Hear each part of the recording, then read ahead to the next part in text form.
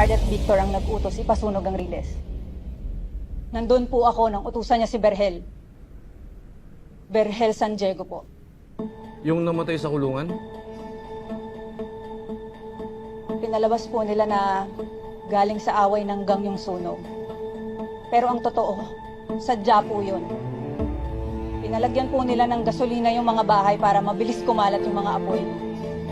Bakit nila pinasunog ang Riles? Huwag ka matakot. Sabihin mo na lahat.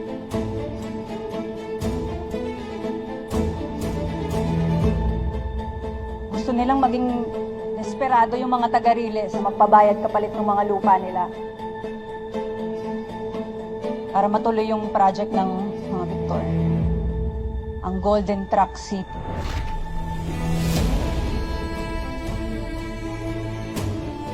Tama yung hinala natin. Dahil sa kasakiman ng mga Victor na yan, hindi lang mga bahay ang nasira. Pati mga buhay at pamilya ang nawasan. Kaya dapat lang sa Scarlett na yan makulong. Hulihin niyo na siya bago pa siya makatakas.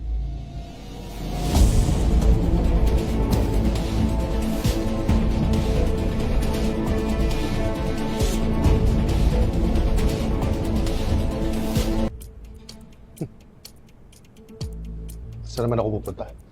Haven't you heard? Nagbigay na ng statement ang dating assistant ng kasawa mo. Implicating your family sa sunog na nangyari sa Riles. Grounds yun para sa termination mo bilang anti-crime czar! Gusto mo pa talagang gawin to, Mayor?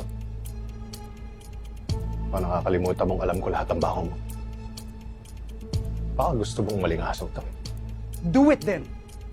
Kala mo masisindak mo pa ako? Bago mamatay ang kapatid ko, kaisa-isa lang ang biling niya sa akin. Gawin ko ang tama! Ngayon, gagawin ko na. Wala akong pakialam kahit na masira ako dito. Basta't mawala lang ang salot dito sa opisina na to!